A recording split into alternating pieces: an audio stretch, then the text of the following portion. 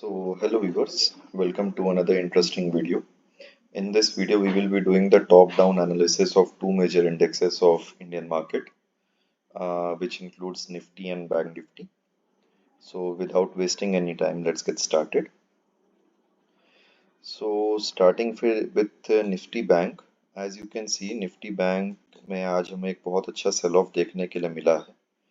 And this area as on a one day time frame मुझे ऐसा लग रहा है कि ये ट्रैप है. This is a trap for buyers. We can call this as a bull trap. ठीक है. So सिचुएशन क्या है, जापानीज मार्केट के वजह से कुछ शायद हमारे मार्केट में भी प्रॉफिट बुकिंग आई है, लेकिन as far as I can see the charts की मार्केट बहुत ही वीकनेस शो कर रहा है अपने आप में. कल के लिए हम क्या प्लान कर सकते हैं? कल के लिए मेरे हिसाब से जिस हिसाब की आज सेलिंग आई है ना, एक कंसोलिडेशन में भी रह सकता है मार्केट, लेकिन अगर हमें मौका मिलता है मार्केट कहीं 240 या 200 के आसपास आता है, ये एक मेजर सेल जोन हमारे लिए बन सकता है. यहाँ पे अगर प्राइस आता है, कुछ भी प्राइस एक्शन दिखाता है, डबल टॉप बनाता है, हेड एंड शोल्डर बनाता है, तो ये एक अच्छी सेल का हो सकता है जोन. या मे बी अगर इस जोन को ब्रेकआउट करके ट्रैप करके अंदर आ जाता है तो भी एक हमारे लिए सेल की अपॉर्चुनिटी बन सकती है.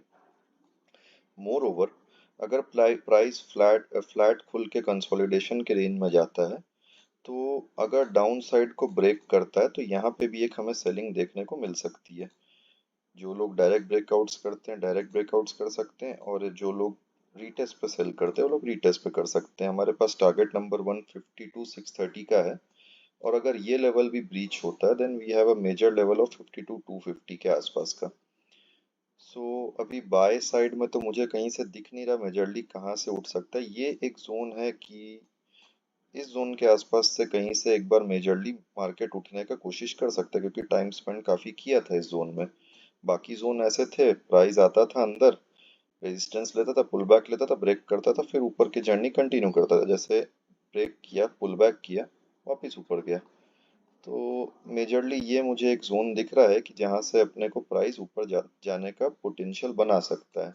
अभी फिलहाल में तो मुझे कुछ दिख नहीं पा रहा है कि जहाँ से प्राइस मूव करे. इतने बड़े सेलिंग के बाद में प्राइस ऑलमोस्ट आखिरी के 2 घंटे साइडवेज रेंज में रह गया. तो अगर मार्केट में टाइम और रहता तो मुझे लगता है ये भी लेवल ज़्यादा देर तक बचने वाला था नहीं. फ्रेंड्स, मैं आपको एक चीज़ बताना चाहता हूँ. एक ट्रेडर आदमी जो होता है ना, उसको हर तरीके से अपने आप को मोल्ड करना पड़ता है. फॉर एग्जाम्पल, अगर पैसे बाय साइड में बन रहे थे ना, तो कॉल ही खरीद करके पैसे बनाने में ज़्यादा इच्छा रखनी चाहिए. ये नहीं सोचना चाहिए कि भाई मैं पुट में ही पैसा कमाऊंगा. अगर मार्केट सेलिंग में आ रहा है तो ये ज़रूरी नहीं है कि मैं सिर्फ बाय साइड करके पैसा कमाने का इच्छा रखता हूँ. ऐसा नहीं होता है. आप एक ट्रेडर हो, अगर आपके स्टॉप लॉसेस हिट भी होते हैं तो भी आपको उसको कट करके मूव ऑन करके पोटेंशियल अच्छे ट्रेड में लगाना चाहिए, भले वो सेल साइड की हो कि बाय साइड की हो. ठीक है. क्योंकि बहुत लोगों का मैंने देखा है कि वो सिर्फ बाय का काम करते हैं, या मार्केट अगर डाउन ट्रेंड में भी रहता है तो वो सिर्फ बाइंग के लिए ही सोचते हैं बैठ करके. तो ऐसा नहीं होता है. We have to go with the trend. अगर मार्केट डाउन में जा रहा है, हॉल्ट ले रहा है, ब्रेक कर रहा है, फिर डाउन में आ रहा है, फिर हॉल्ट ले रहा है और फिर ब्रेक कर रहा है, तो we have to go for selling, क्योंकि अपॉर्चुनिटी जहां मिलेगी हमें वहीं पे एक प्लान करना चाहिए. So moving on to our next index, Nifty. Nifty में भी काफी भयंकर वाला एक फॉल हमें देखने के लिए मिला है. ये जो मेजर लेवल था 25,900 का, ये बहुत अच्छे तरीके से ब्रीच हुआ, रीटेस्ट हुआ, उसके बाद सेलिंग हमें देखने को मिली. मोर ओवर, अगर प्राइस कल एक गैप अप होता है और इस जोन के आसपास कहीं रिवर्सल दिखाता है 25,900 या 26,000 के आसपास में, वी 25,900 के आसपास में, तो we can go for selling. अगर प्राइस फ्लैट खुद के इसको ब्रेक करता है या ट्रैप बनाता है, तो भी हम एक फिर सेलिंग की अपॉर्चुनिटी इसमें देख सकते हैं.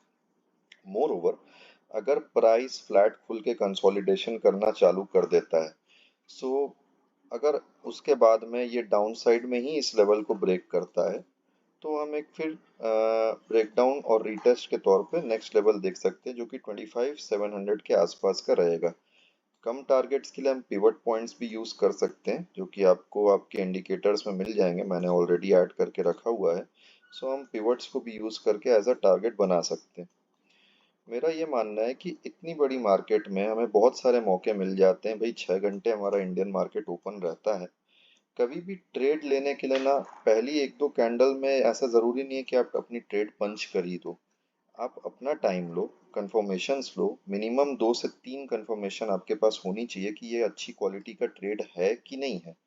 उसके बाद आप उस चीज में पैसा लगाओ ना। ऐसा थोड़ी है कि आप कोई भी देख लोगे, सस्ता ऑप्शन खरीद लोगे और उसमें पैसे आप लगा दोगे तो वो आपके पैसे बन जाएंगे। वो चीजें नहीं वर्क करती रियल लाइफ में। कितने बार वर्क करेंगी? बिगनर्स लक होगा तो 10 में से 1 आध बार वर्क वर्क कर जाएंगी, लेकिन 8 बार आपको धोखा दे देंगी। सो मार्केट में क्या है ना, पैसे बनते हैं, ऐसी बात नहीं है कि नहीं बनते। बायर के भी बनते हैं, सेलर के भी बनते हैं, फ्यूचर लेने वाले के भी बनते हैं, शॉर्ट करने वाले के भी बनते हैं। लेकिन हमें टाइम और कंफर्मेशंस के साथ ट्रेड लेना ज़्यादा इफेक्टिव रहता है इस मार्केट में। सो 25,800 के लेवल पे मार्केट रुका है अभी।